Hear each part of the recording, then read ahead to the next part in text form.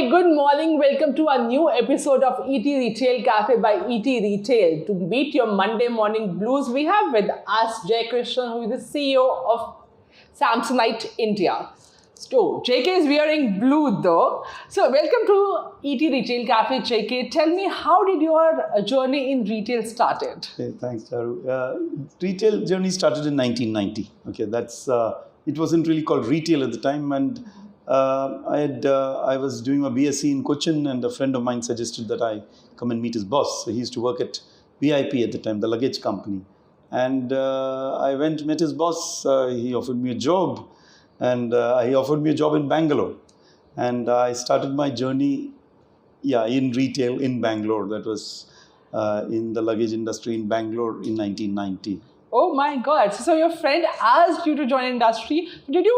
Were you able to develop that love for retail when you were forced to join the retail industry? Definitely yes. There is a certain love that I had from the day one. There is a certain beauty about retail. You know, there is a consumer. There is somebody who comes into a store, and there's a science to retailing, which has always enamored me, and I just loved it. Yeah. So it just stayed along.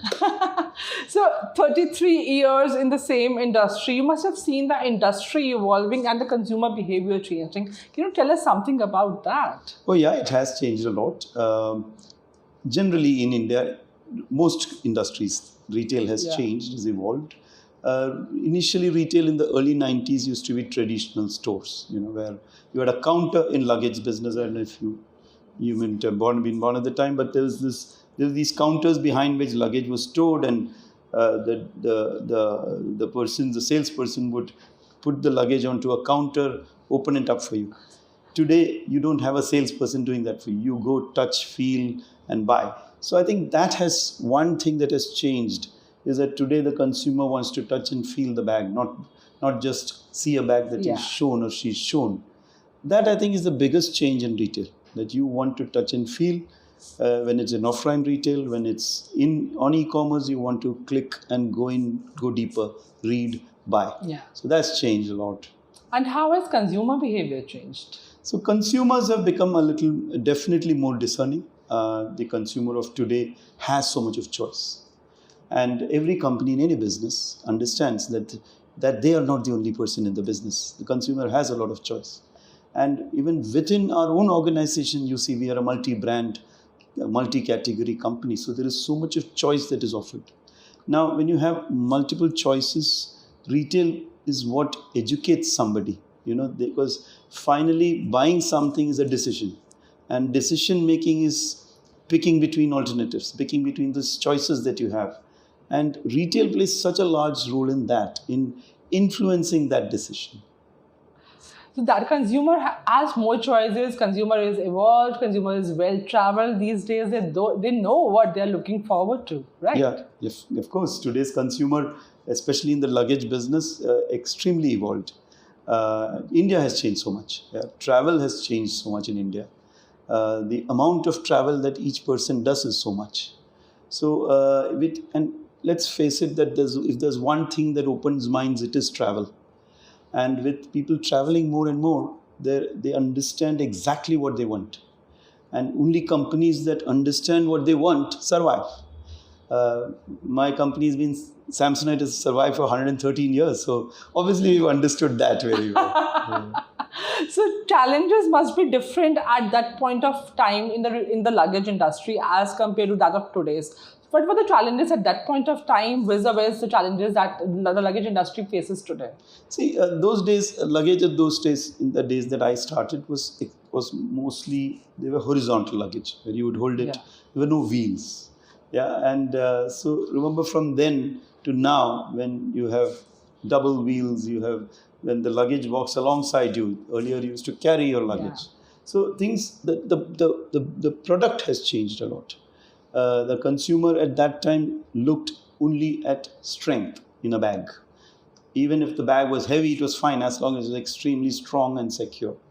Today it's not just that. Today the consumer definitely wants security, safety. They want durability, but they want lightness. They want a light bag. They want color. They want design. And brands like ours give them an extra we give them great craftsmanship. Now that is what the consumer wants today. So extreme change in what she asked today than what she asked then. And what are the challenges for the luggage industry at that point of time as compared to today's challenges? Now see, those days it used to be unbranded was a very, very large part of the industry. Yeah. Even today, there is a big unbranded segment in the industry. In those days, it was even larger. There was only a small segment which used to understand brands and buy brands. Yeah. Today it's not so. Today's consumer understands brands. They understand what a brand stands for. You say Samsonite, you say American Tourister, there is a certain imagery that they hold. Now that's changed.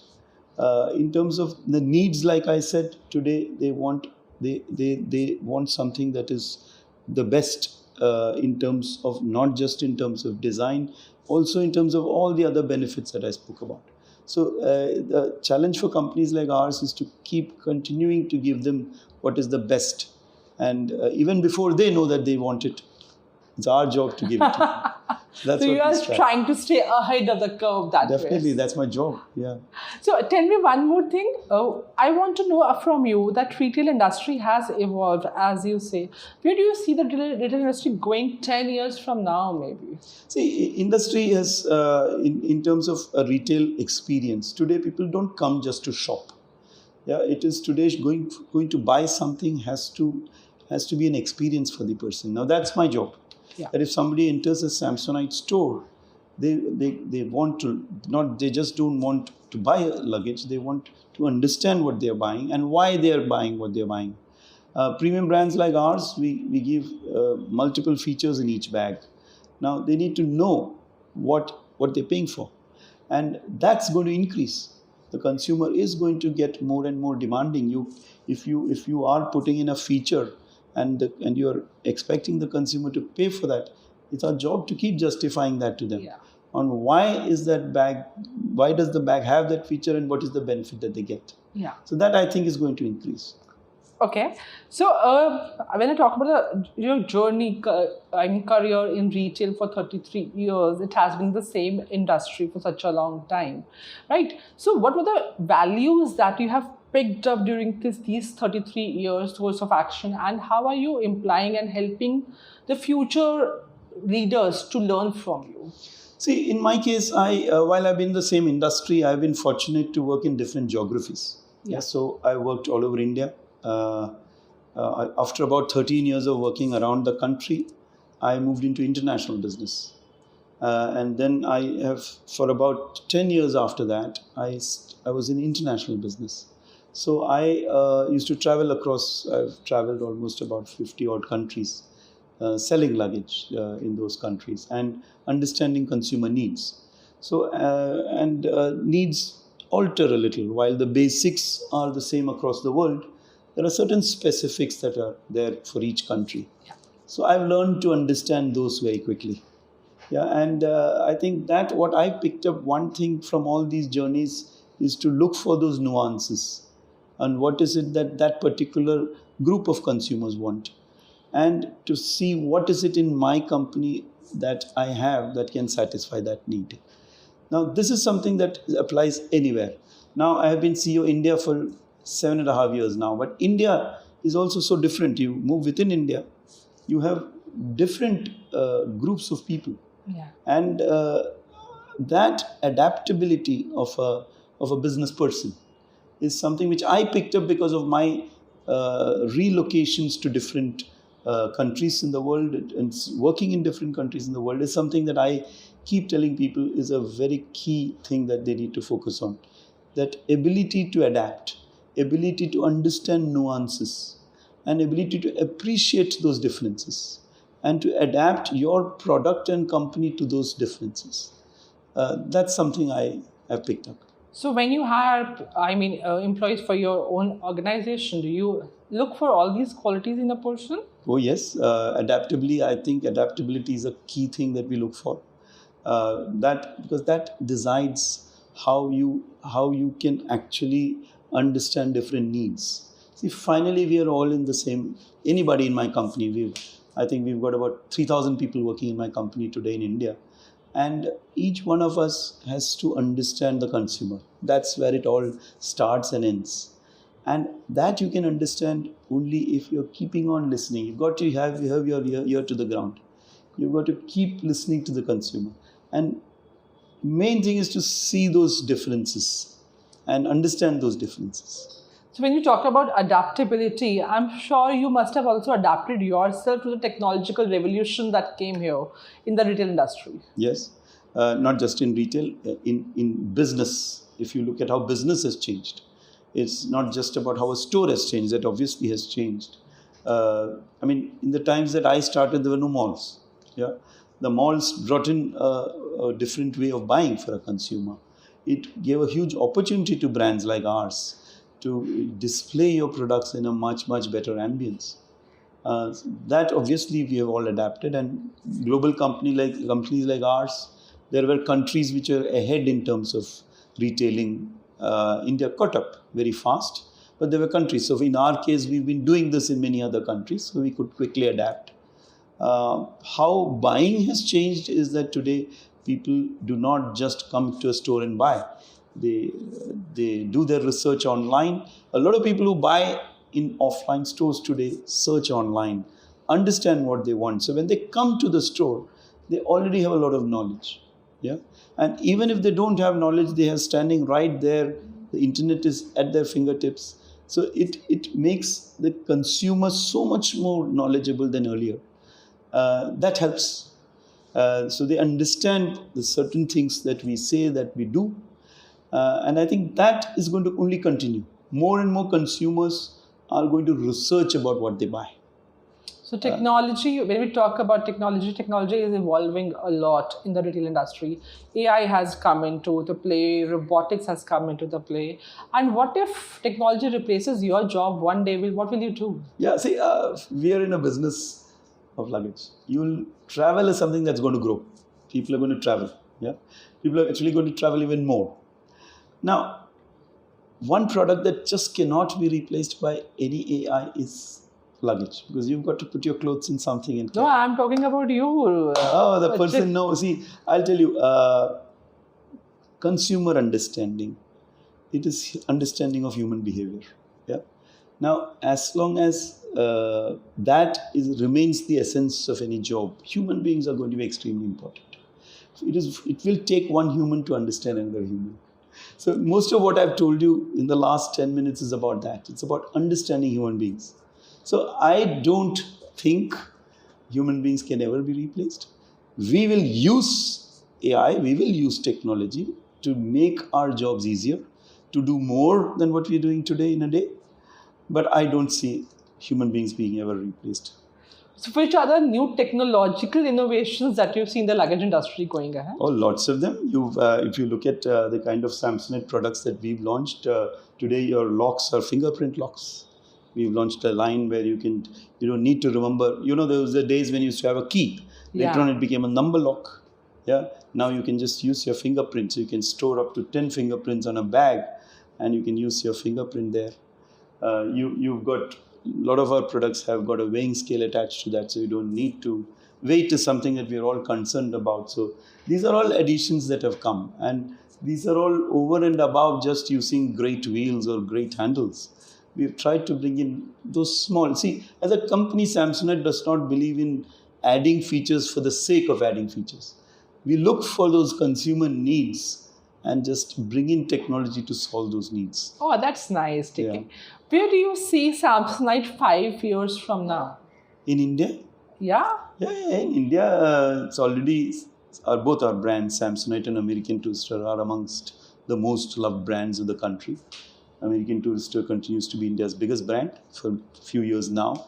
Samsonite in the premium space is very clear favorite. And I just think that this love is only going to go up. Yeah, we are going closer to consumers. We have in the last 2 years post-COVID, we have opened 220 new stores. In fact, by the end of this year, American Tourister alone, we will have 500 stores in the country. I expect that in 5 years from then, that number would be 1,000.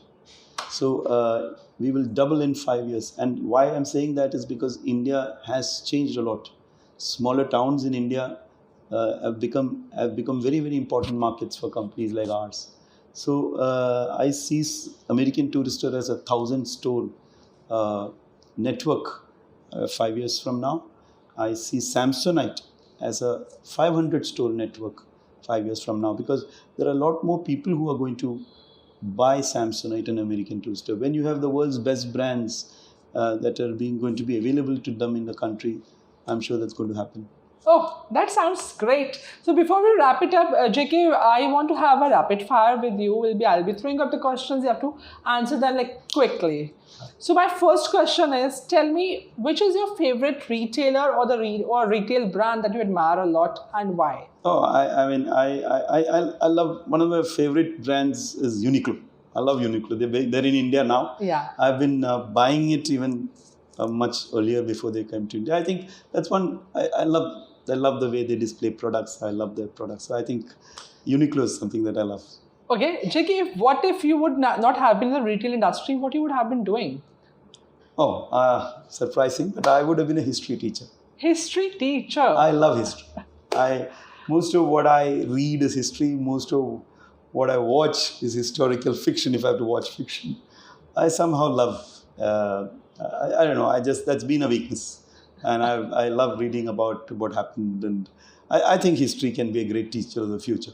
So JK, before we wrap it up, I want to have a rapid fire with you, where I will not give you time to think about anything. I'll just fire the questions at you, and you have to answer them. Okay. So tell me one thing. Which is your favorite brand or retailer that you admire a lot? Oh, I like Uniqlo. It's a Japanese apparel brand. They've been in India for some years now, but I've been a consumer from their Hong Kong stores, and even I've been to their Tokyo store, and I just love that brand. Okay. What if not in the retail industry? What you would have been doing at this point of time? Oh, I would have been a history teacher. I know it sounds funny, but I love history. I read history. I watch a lot of history TV programs, even historical fiction. Even this fiction, there's some amount of history attached to it. I love it.